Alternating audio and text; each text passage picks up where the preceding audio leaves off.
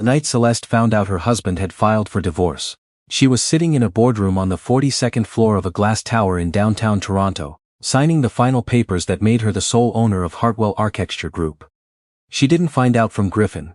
She found out from her assistant, Bex, who knocked twice, slid a sealed envelope across the mahogany table and whispered, "This came by courier. Marked personal." Celeste set down her pen. She looked at the return address. Then she looked at the stack of acquisition documents she'd just signed her name to 11 times. She slid the envelope into her bag without opening it. "Where were we?" she said. The lawyers exchanged a glance. They kept going. She hadn't always been this composed. There was a version of Celeste Marchetti that Griffin had known very well. The one who cried in the car so he wouldn't hear her inside the house.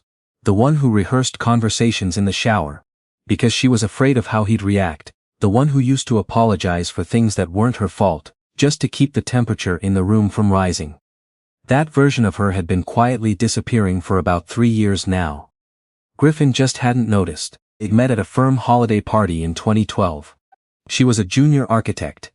He was charming in that easy, slightly careless way that looks like confidence when you're 26, and doesn't look like anything good once you're 38, and you've lived with it. Griffin Cole worked in commercial real estate, and for the first few years they made sense together. She designed buildings. He sold them. There was something poetic about it, or at least they told themselves there was. They got married in 2016, on a Saturday in September, in the Niagara-on-the-Lake vineyard where his family had gone every summer since he was a boy. His mother, Patricia, had planned most of it. Celeste had let her, because she'd wanted Patricia to like her, and because she'd been tired, and because it hadn't seemed worth fighting about tablecloths. She understood now that the tablecloths had been the beginning. Not the tablecloths specifically, but the pattern, the quiet erosion of her preferences in favor of keeping Patricia happy, which turned out to be a full-time job that didn't come with benefits or an exit strategy. Patricia Cole had never made a secret of the fact that she'd wanted Griffin to marry someone else. Not anyone in particular, just someone more available. Someone who didn't work 80 hours a week, who would be at the family dinners without checking her phone, who would have babies on the timeline Patricia had laid out in her head sometime around 1987. Celeste had never fit that template, and Patricia had never fully forgiven her for it. Griffin, for his part, had never told his mother to stop. That had been the problem, really. Not the big dramatic betrayal people imagine when a marriage ends, but the 1,000 small moments when he'd chosen the path of least resistance, and that path had always led away from Celeste. She'd found out about Renata in February, not by going through his phone or finding a receipt. She'd walked into a restaurant in the Distillery District with a client, and Griffin had been at a corner table with a woman who was laughing at something he said, with the kind of whole-body ease that takes months to develop. He'd looked up. Their eyes met. He'd gone very still. She'd taken her client to a different restaurant. That night she hadn't said anything. She'd made dinner. She'd watched half of something on television. She'd lain next to him in the dark and felt the strange, cold clarity of a decision forming in her mind the way ice forms over a lake, slowly, then all at once. She hadn't been angry. That surprised her most. She'd been something closer to resolved. What Griffin didn't know, what almost nobody knew, was what Celeste had been doing for the past 4 years. She'd started quietly, a small consulting contract here, a private commission there. Work she'd taken on in the margins of her regular job at Harmon & Day. She was good at what she did. She was, if she was honest, better than anyone at Harmon & Day had ever fully acknowledged. Partly because she was the only woman in a senior role, and partly because she had the kind of competence that got taken for granted once people are used to it. The commission that changed everything had come, in 2021, when a private infrastructure fund out of Vancouver had approached her directly about a major, mixed-use development on the waterfront. They wanted someone who could handle both the architectural vision and the project management. They wanted someone who wouldn't be precious about the work and wouldn't crack under the timeline. Someone had given them her name. She'd negotiated her contract carefully. She'd brought in 2 colleagues she trusted. She'd worked for 18 months, in the hours between 10 p.m. and 2 a.m., and on weekends when Griffin was playing golf or watching the game or doing whatever it was he did when he wasn't paying attention. The project had been awarded every significant architectural prize it was eligible for. The fund had offered her a partnership stake. She'd taken it. By the time she walked into that restaurant in the Distillery District and saw her husband across the room, Celeste Marchetti was quietly, privately, almost invisibly worth more money than Griffin Cole had ever made in his life. And Hartwell Architecture Group, the firm she'd been building in the background for 3 years, was 3 weeks away from acquiring the one firm in Toronto she'd spent her entire career wanting to be part of. Harman & Day, the firm where Griffin's best friend Scott was a managing partner. The firm where Renata worked as a senior associate. She opened the divorce papers the morning after the signing, sitting at her kitchen table with her coffee going cold beside her. She read through them carefully. Griffin was asking for half of what he assumed were her assets. Her salary, their joint savings, the condo.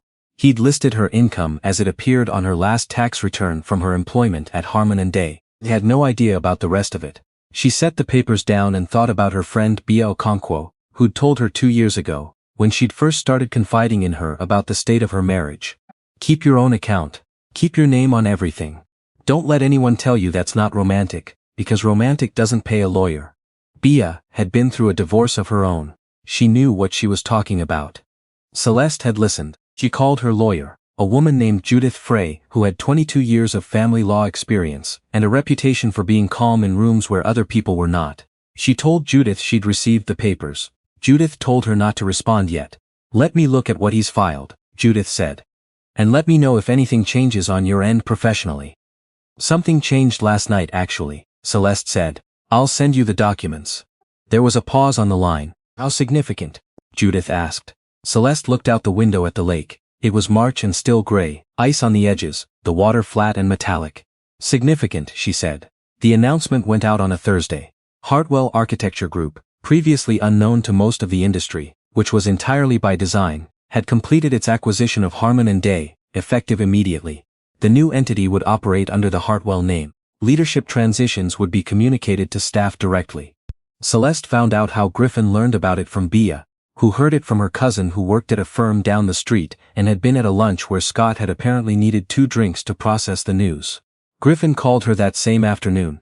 She let it go to voicemail. He called again. She let that go too. The 3rd time, she picked up. Celeste. His voice had that particular tight quality it got when he was working very hard to sound calm. I need to talk to you. I'm in the middle of something, Griffin, the Hartwell thing. Is that? Are you involved in that? She clicked her pen. Outside her new office, her real office, the one on the 42nd floor that looked out over the harbor, a junior associate was walking past the glass wall with a roll of drawings under her arm. I'm the founder and principal, Celeste said. So yes, I'm involved. The silence on the other end of the line was the longest silence she'd ever heard from him. Griffin was not a man comfortable with silence. He'd always filled it, with opinions, with jokes, with explanations of things she hadn't asked him to explain. This silence was different. This was the silence of a man doing rapid arithmetic and not liking the numbers. Since when? He finally said. Since about 4 years ago. You never told me. She thought about all the evenings she'd sat across from him at dinner, and tried to talk about her work, and watched his eyes glaze, and changed the subject. She thought about the January when she'd been shortlisted for a National Design Award, and hadn't mentioned it because she'd already known he wouldn't think it was a big deal. No, she said, didn't. The first all-staff meeting at the newly restructured Hartwell was held on a Monday morning. Celeste stood at the front of the room, a room she'd walked into as a junior employee 11 years ago, and looked out at 230 people who were now, in some form or another, working for her. She'd been nervous about this. Not in the way she used to get nervous, the clenching, people-pleasing anxiety of her former self. Something more purposeful. She wanted to get it right because it mattered, not because she was afraid. She told them what she wanted Hartwell to be. She talked about the work, about what it meant to build things that lasted, about her own experience in this industry, and what she'd learned from it. She didn't make promises she couldn't keep. She answered questions directly. When someone asked about job security, she didn't soften it.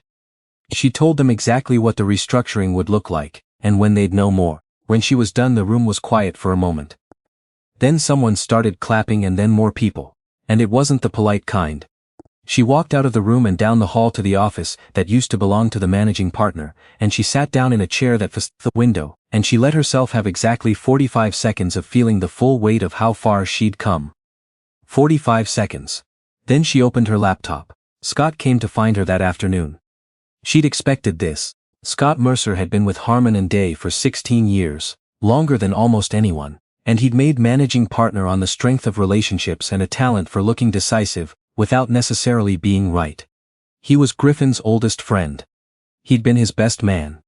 He'd been at their wedding and at every cottage weekend since, and at the dinner where Griffin had announced the separation with the kind of rueful shrug that suggested it was nobody's fault in particular. Knocked on the open door. She looked up. Celeste. He stepped in without being invited, which told her everything she needed to know about his read on the situation. I think we should talk about my role going forward. Absolutely, she said. Sit down. She'd prepared for this conversation carefully. Not with malice, that wasn't the point was clarity. She slid a folder across the desk to him. He opened it. Read the first page. His expression shifted through several things in quick succession. Surprise, then a flicker of something that might have been anger.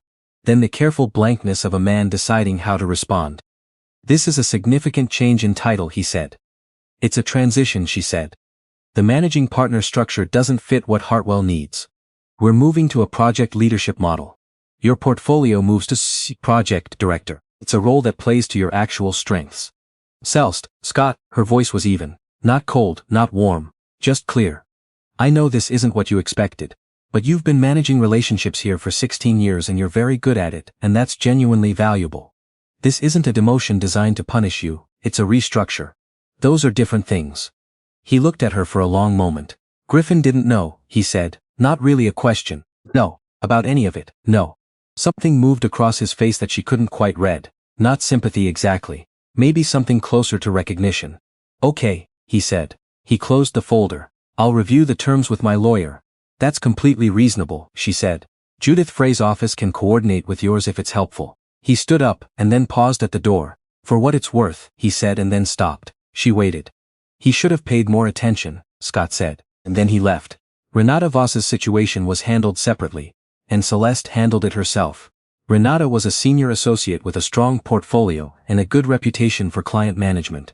She was, by every professional metric, a competent architect. That was the part that made it clean.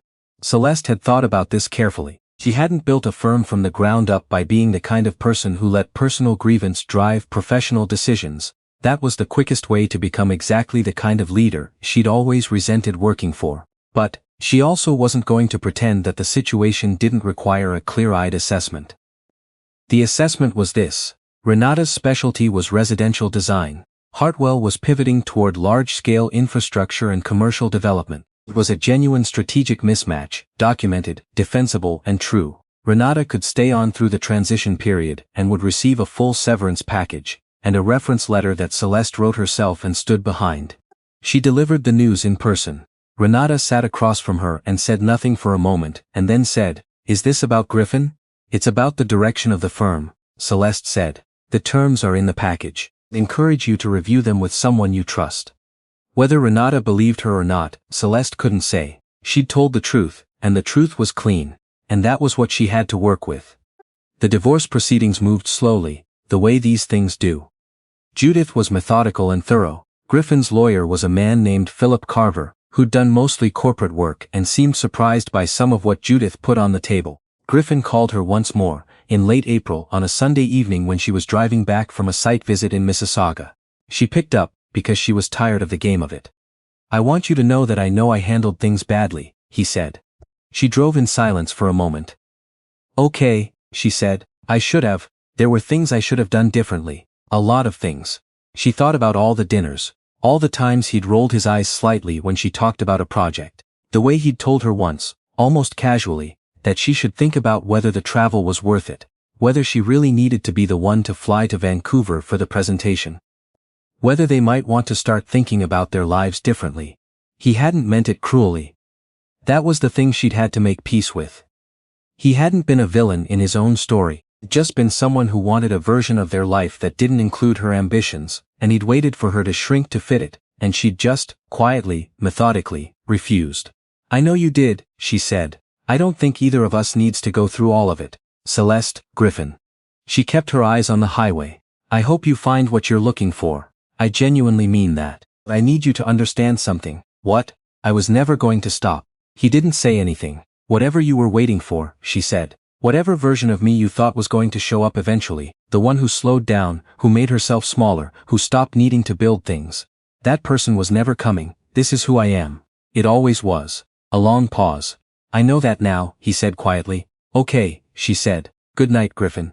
She ended the call. Ahead of her, the highway stretched out straight and lit and clear, and the city rose up on the horizon with all its glass and steel, and somewhere in it were the buildings she'd designed, and the firm she'd built, and the 42 floors of her future waiting for her to come back to them.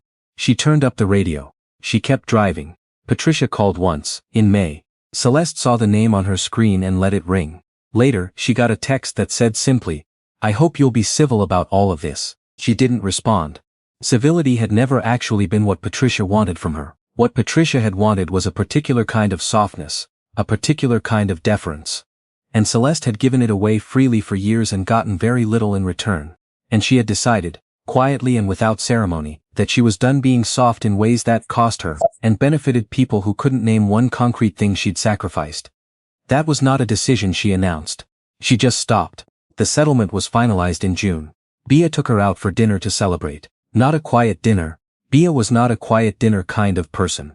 She booked a table at a restaurant near the waterfront that required reservations 3 months in advance, and she ordered a bottle of champagne that Celeste objected to the price of, and Bea dismissed with a wave of her hand. She founded and built and acquired a major architectural firm in secret, while being married to a man who thought you were just very dedicated to your job. Bea said, We are celebrating. Celeste laughed. It surprised her, how real it felt. Not performative, not social, just actual laughter, rising up from somewhere that had been tight for a very long time. He did think I was working late a lot, she said. I'm sure he said something supportive and general about it. He said, I should get more sleep. Bea shook her head with the particular expression of a woman who has heard many stories about many men, and is no longer surprised by any of them. They stayed for 3 hours. They talked about Bea's kids, and Celeste's upcoming project in Kelowna, and the associate at Hartwell, who'd just submitted an absolutely brilliant proposal for a community arts center in Hamilton. They talked about small things and large things and what it might look like, the next chapter. Walking home along the waterfront afterward, the June air still warm, the lake going silver under the lights, Celeste thought about who she'd been when she arrived in this city at 23, with her portfolio under her arm, and her very good ideas and her willingness to work harder than everyone around her. She hadn't needed anyone to give her a chance. She'd just needed room enough to move. She had that now. She'd built the room herself. That was enough. That she thought was more than enough. She walked along the water, and the city rose up around her, and she felt, not happy exactly, though she was that too, but something more durable. She felt like herself.